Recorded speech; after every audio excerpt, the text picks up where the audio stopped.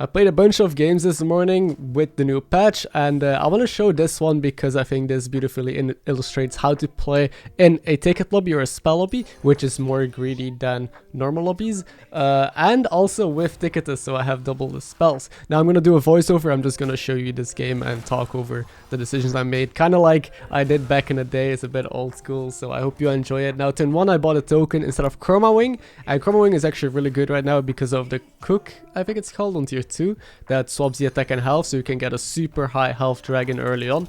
But I bought the token because I'm ticketus. I want to stay on 1, and I want to level aggressively to tier 6 soon and hopefully find a pair or a triple. I need a token for that. Now turn 2 I decide to stay down and take a pub bot because again I want to go to 6 soon, and in case you don't know yet, greasebot is one of the strongest 6 shops in the game. Greasebot scales up the Divine card, so having an early pub bot, it's good tempo and it's not awful. And here we get the pair on Elemental, and I just want to start leveling. Now the reason why I value a pair so highly is because, well, there's a spell that gives you a 1-star card, or you can discover a card from tier 1, and that could be this Elemental triple, especially since I get 2 spells, and it's pretty likely it happens. Now this Yogg triple into a free drop against me, pretty unlucky, so I'm definitely losing this fight, but hey, we're still on 36 HP, not bad, and this is going to be our pop-off turn. Now these spells all kind of suck, but we got a new banana spell. I haven't played that yet or tried that out, so I took it here to see how good it actually is. We do have the Divine Shield card after all, and there's the gacha gift, the tier 1 card that we can discover. Maybe it's a triple.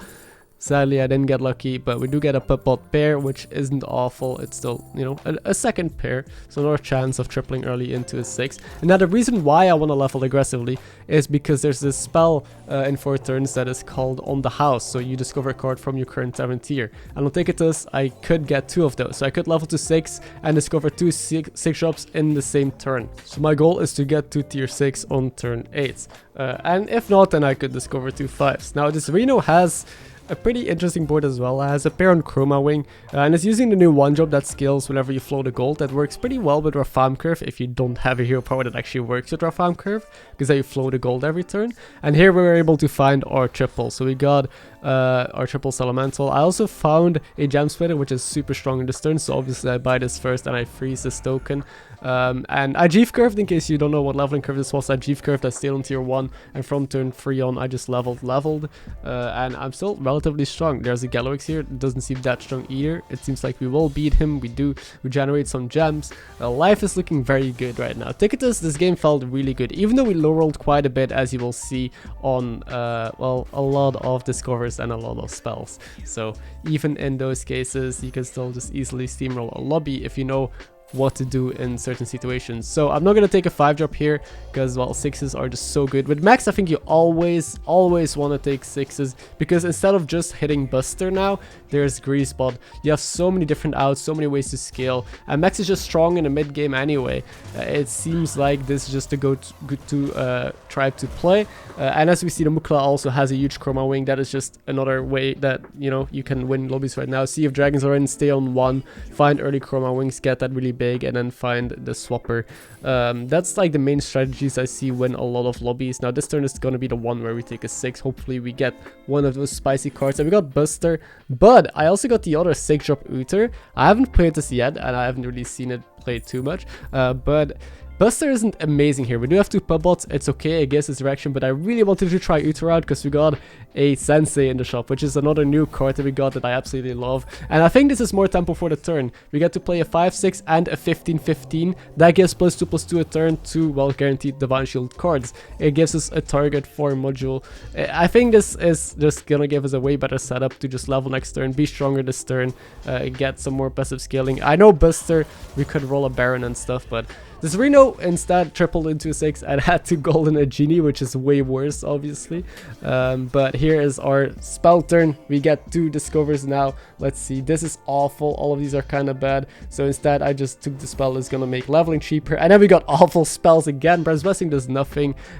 Making Tavern cheaper doesn't actually achieve much either. So I took the taunt instead and the stats, just so I have something, you know, that makes me stronger this turn. So I wanna level, use a spell, roll a bit, hopefully find one of those good 6s, and well, we found Buster again, so I guess we'll just end up being a Buster comp anyway. And there's a Baron in the same shop as well, couldn't really get much better. And I guess we are Mechs now. That's a good thing, but I would prefer to still pivot into greasebot Mechs because, well, Buster Mechs can be countered. There's still Zep, even though you can play around Zep pretty well now with the new Sig shop, and with all of the gems and bananas that I'm holding in hand right now, I can buff up the Baron, so not too big of an issue. Although you do have Kangors, you do have attack order, it does become pretty awkward sometimes, and also Buster comp caps out. There's only like so many stats you can get, and you need to try and triple everything.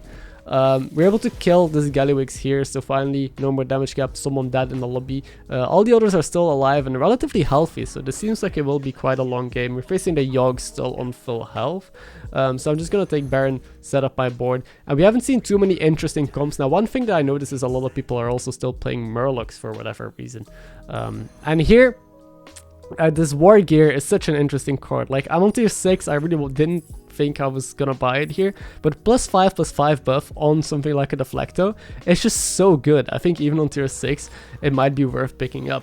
Now, I'm not 100% sure about this play, but it just makes so much sense. It's kind of like you have a Buster buff already static onto your Deflecto bot. So here's my Baron coming into play now. I'm gonna jam it up completely. We do have another Buster in the shop, so life is looking very good. This Splitter is still my board for a turn just to give me some gems. I haven't found a better replacement yet. And here's the first opponent with a greasebot. Also has Agam, only 2 shields, plays double Salvas, which is very interesting with the greasebot for sure. But other than that, he doesn't have a lot going for him, so we will probably be winning this fight, and we're looking like we are one of the stronger players in the lobby. We can still triple this Buster. We could still find a greasebot to passively scale up the Divine Shields on our board anyway, which I wouldn't mind. I'm now facing the FK, who is also just full Murlocs. Now, one thing I also want to mention is Savjz is the card that I was really worried about, but so far I haven't seen anyone really pop off with Savjz. I've never seen an opponent or faced someone who had an early 5 or 6 drop when they were in a lower tier on an early turn. I mean, it's gonna happen at some point, I can just feel it. I also haven't had a good opportunity yet to buy the card. It always feels awkward or just bad to buy it in a lot of situations. Now, as you will see as well with the comp that we're running right now, there's going to be a lot of turns where we just roll and do nothing. Now, kind of the annoying part with a Buster comp is that all you can do is try and triple the Baron, triple the Buster, find the Kangors, and that's about it, and try and play around Zap. You don't really skill or you don't really do many other things. Now, yeah, this AFK is sadly going to take it. They will live though on 3 HP, but 21. Whopping number to the face. And no one dead still. This is an incredibly grindy lobby. Everyone, or 7 people still alive, and actually 3 people or 4 people still very healthy, over half HP. So I don't know what is happening. I think someone is just dealing like barely any damage with just a Chroma Wing surviving. And again, a turn where we do nothing. All I did was buy a module to, you know, potentially use it, because again, if I triple a Buster, I need to still play something on the board. Now, Brand is playing a Menagerie. Menagerie I haven't seen too much, honestly, except for with Quillbors. Quillbors is still pretty strong. The first game I played this morning was a Quillbor game where I just kind of forced the Gem Splitter into the Sig Drop Quillbor into Agam. Feels really good still, so I think the meta relatively stayed the same as before, with more heavy like accentuation on max scaling. Now, here's the spell turn. We got a double top shelf, so 2 Sig shops. Hopefully we get the triple or a greasebot. This first one sucked pretty hard, and the second one sucked even harder.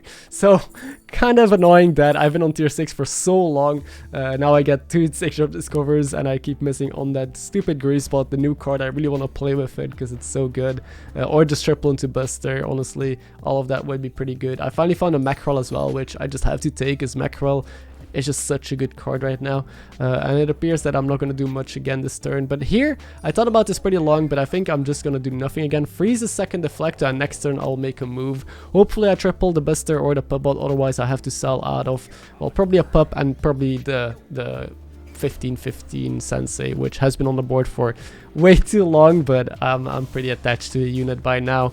Now here's a pretty strong opponent who is playing with double Sephin, also has the greasebot, which has been doing a lot of scaling, it seems. Also on the Queen is pretty strong. and this will be the first time that we actually lose a fight after our hot winning streak, but it's fine. I've been doing nothing for quite a while. Also a quick reminder that if you do enjoy this kind of video where I do more of a voiceover style, then let me know in the comments down below, and leave this video a like if you're enjoying it so far, and subscribe if you're new. But anyway, we're going into the turn where I finally have to do something or I will actually just die, because I'm facing the Lord Barov here. I'm selling out of the cards that I mentioned, the bot that I was never able to triple for the entire game, and the Sensei, which did a wonderful job. I'm gonna menace my mackerel, menace the Deflectobot, because usually that's a lost card to die, and a 1/1 could make a difference. And I thought about it pretty hard, but I think I'm also moduling the mackerel because I could get a lot of extra value here by leading with a bunch of Divine Shields, hoping that my Buster, you know, it has taunt anyway. I have another Buster in play, that the stats are gonna matter quite a bit. If I go first, most of the time we're okay. Sadly, opponent goes first. Sadly, bump shield as well. If you went right side, it was a whole different story. So now it appears that our mackerel will die, but mackerel dying isn't even that bad of a thing if I'm gonna end up playing the Skangors, because having mackerel resummon with Buster is not horrible. You summon just a whole board of mackerels, and that can often beat opponents. We are still able to beat the Barov though, even though we didn't get that much mackerel value. Barov dead, and finally players are dying. It's still a top 5 though, and I cannot face Ghost because I'm too healthy. Instead I'm facing this AFK, who is still somehow in the game after we dealt like 21 damage to her. I guess they stabilized, and here the triple Deflecto, more often than not it is bait, but right now it's not, because I can just play the Kangaroos and probably get a bit stronger. I can still triple the Buster from this triple Deflecto and still find a stupid greasebot.